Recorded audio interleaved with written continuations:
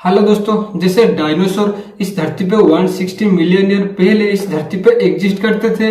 उसके बाद ह्यूमन आए, लेकिन क्या ह्यूमन का शेप पहले ऐसा था जो आज से मिलियन मिलियन साल पहले था? हमारा मन में सवाल तो आता होगा कि सबसे ओल्डेस्ट ह्यूमन का शेप कैसा था, या इंसान का जन्म कैसे हुआ? वो क्या एक बंदर था?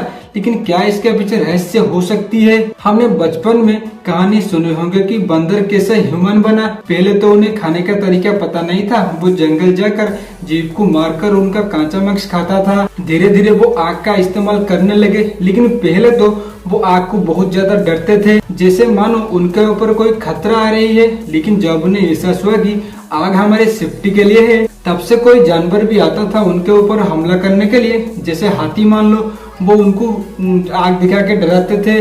तब से वो आग का इस्तेमाल करने लगे। जो मांस को वो कंचा खाते थे उसे पका के खाने लगे। मांस के अलावा भी वो नदी के किनारे फसल लगा के उसे खाते थे।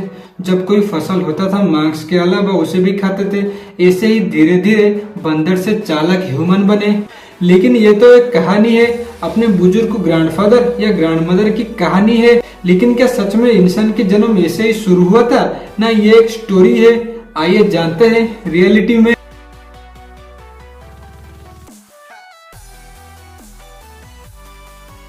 द थ्योरी ऑफ इवोल्यूशन जो अच्छे से डेवलप किए थे चार्ल्स डार्विन और अल्फ्रेड रसेल वेलेस, वो बताते हैं कि पूरी पृथ्वी पर जीव कैसे बना और एक दूसरे के साथ कैसे संबंधित है। चार्ल्स डार्विन जिन्होंने इंसान कैसे बना इसके ऊपर एक बुक लिखे थे, ऑन द ओरिजिन स्पीसीज, जो थ्योरी ऑफ इवोल्यूशन जिन्होंने बहुत अच्छी तरीके से एक्सप्लेन किया है। थ्योरी ऑफ इवोल्यूशन को उन्होंने एक एग्जाम्पल के थ्रू समझाया है। मान लो आपका घर उड़ीसा में है, अब वहाँ पे काफी अच्छे से रह रहे हो, वहाँ की हवा और पानी में अब बचपन से रहते आ रहे हो।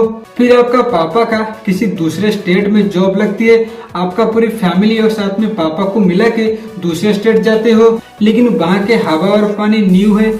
आप कुछ दिन रहने के बाद आपका तबीयत खराब होने लगती है, आप दवाई खाने लगते हो। धीरे धीरे आप उस स्टेट का हवा और पानी की आदत लगने लगती है। अब आपका तबीयत खराब नहीं होती और उस जगह का आपको आदत पड़ जाती है। आप अगर इस स्टेट से किसी दूसरे जगह जाओगे तो आपका वहाँ पे तबीयत खराब होगा। इसे ही बोलते हैं नेचुरल सिलेक्शन। चार्ल्स डार्विन के मुताबिक फिट का मतलब ये नहीं कि आप जिम जाओ बॉडी बनाओ तभी आप फिट रह पाएंगे, ऐसा नहीं। अगर ऐसा होता तो बड़े बड़े क्रिकेटर, एक्टर, इनको कैंसर जैसे बीमारी नहीं होता, क्योंकि वो भी तो जिम जाते हैं, काफी एक्सरसाइज वो भी तो करते हैं। चार्ल्स डार्विन के मुताबिक फिट का मतलब ये है कि अपने एनवायरनमेंट पे आप अच्छे से बैठ पाओ। मैं यहाँ पे ये नहीं कहूँगा कि एक्सरसाइज करना गलत है, क्योंकि वो भी एक चीज है अपने शरीर को फिट रखने के लिए। चार्ल्स डार्विन के बुक के लेकर देखे, उसके साथ लॉर्ड विष्णु जी का अवतार देखे तो दोनों का सेम बात उन्होंने कहा है। भगवान विष्णु का सबसे पहला अवतार मछली ही था, और चार्ल्स डार्विन के मुताबिक सबसे पहला जीव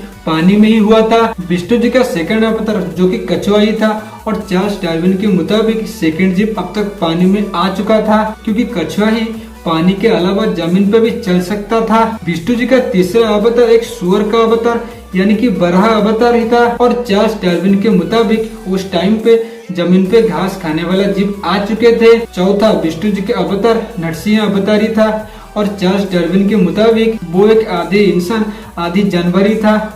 ठीक जैसे विष्णु जी का नरसिंह अवतार वो भी एक आधी इंसान और आधी जानवर ही था, जो हमारी पहले बंदर को दर्शाती है। विष्णु जी का पांचवा अवतार जो वामन को दर्शाती है, और चार्ल्स डार्विन के मुताबिक उस टाइम पे होमो फ्लोरियंस फैमिली से मेल खाता था। ये था कुछ स्टोरी भगवान विष्णु और चार्ल्स डार्विन का, जो एकदम सेम थ्योरी था।